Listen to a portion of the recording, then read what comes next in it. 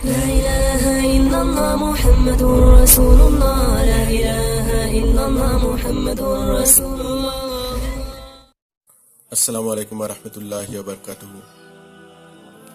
আজি এক বিশেষ আলোচনালৈ এই ভিডিঅ'টো কৰিবলৈ ওলাইছোঁ।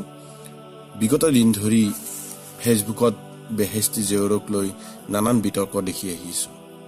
হয়তো অনুবাদক তথা প্ৰকাশক গোষ্ঠীৰো এই বিষয়টো দৃষ্টিগোচৰ হৈছে। অসমৰ প্ৰায় সৰহভাগ মুছলিম মানুহৰ ঘৰতে এই বেহেস্তি জেউৰ কিতাপখন সহজলভ্য। প্ৰায় সকলোৱে এইটোৱে ভাবে যে এই কিতাপখনৰ মছলা ইছলামৰ আটাইতকৈ নিৰ্ভৰযোগ্য মছলা, কিন্তু ইয়াৰ ভিতৰত থকা মেডিচিন বিভাগটো যদি খুলি চাওঁ তেন্তে চকু কপালত উঠা কথা। সঁচাকৈ এই জঘন্য কথাবোৰ অনুবাদ কৰোঁতে এই কাশ্মীৰজনৰ অন্তৰত এবাৰো ভাৱ নাহিলনে যে এয়া ইছলাম বহিৰ্ভূত কথা? সেই বিষয়বোৰ যদি আপোনালোকে দৃঢ়ভাৱে চায় আপোনাৰ চকু নিশ্চয় কপালত উঠিব, কিয়নো তাৰ যিটো মেডিচিন বিভাগৰ যিটো পাৰ্ট আছে তাত এনেকুৱা কিছুমান অশ্লীল জঘন্য চিৰিকযুক্ত কথা লিখা আছে যিবিলাক সহ্যৰ সীমা চেৰাই দিয়ে। সেয়া জানো ইছলামত বৈধ হ'ব পাৰে?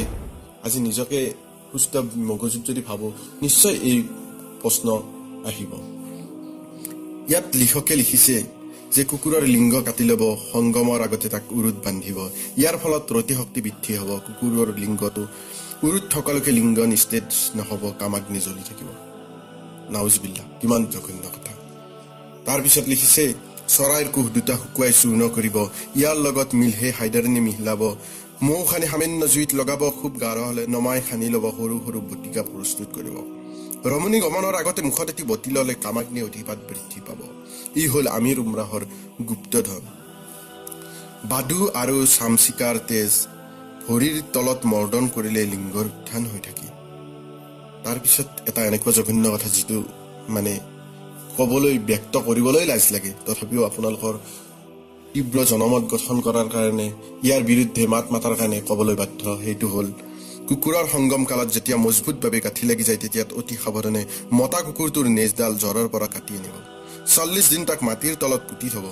তাৰপিছত মাটিৰ তলৰ পৰা উলিয়াই আনি এডাল সূতাৰে গাঁঠি লৈ কঁকালত বান্ধি ল'ব। যিমান সময়লৈ ই কঁকালত থাকিব তেতিয়ালৈকে বীৰ্যপাত নহয়। নাউজুবিল্লাহ মিন জালিক। তাৰপিছত চাব ইয়াত আৰু কি লিখিব দিছে। এটুকুৰা সোণৰ পাতত তলৰ তাবিজটো লিখি সংগমৰ সময়ত জিভাৰ তলত ৰাখিব। সি জিভাৰ তলত থকালৈকে লিংগ পূৰ্ণভাৱে উত্থিত আৰু মজবুত লোহাৰ দণ্ডৰ দৰে হ'ব। ইয়াত আৰবী হৰফ লিখিব দিছে। সংগমৰ আগতে লিংগৰ ওপৰত লিখি ল'ব। নাউজুবিল্লাহ, ইয়াত আৰবী হৰফ। তলৰ আয়াত দুটা লিখি তাবিজ হিচাপে কঁকালত ল'লে শীঘ্ৰে বীৰ্যপাত নহয়। নাউজুবিল্লাহ। এতেকে আপোনালোকে ভাবি চাওক, এইবিলাক জানো ইছলামত বৈধ হ'ব পাৰে? নিশ্চয় নোৱাৰে।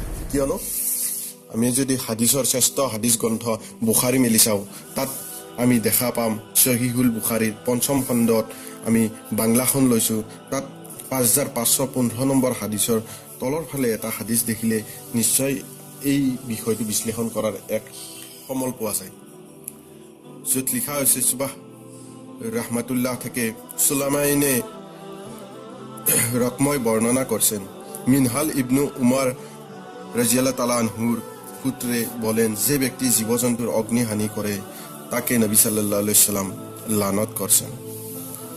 তাৰপিছত 5516 নম্বৰ হাদিছত কৈছে, আব্দুল্লাহ ইবনে ইয়াজিদ ইয়াৰ পুত্ৰে নবী সাল্লাল্লাহু আলাইহি সাল্লাম হতে বৰ্ণিত আছে যে তিনি লুত্ৰাজ ও অংগহানি কৰতে নিষেধ কৰছেন।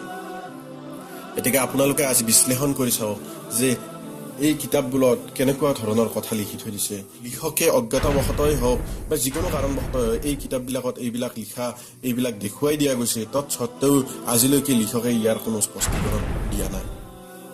নিজৰ গোৰামীত অটল আছে। আপোনালোকেও আহক, এইবিলাক শিৰ্ক বেদাতৰ বিৰুদ্ধে মাত মাতক আৰু নিজকে শিৰ্ক বেদাতৰ পৰা কেনেকৈ বাচিব পাৰি তাৰ কাৰণে আল্লাহক ভয় কৰি ওলাই আহক।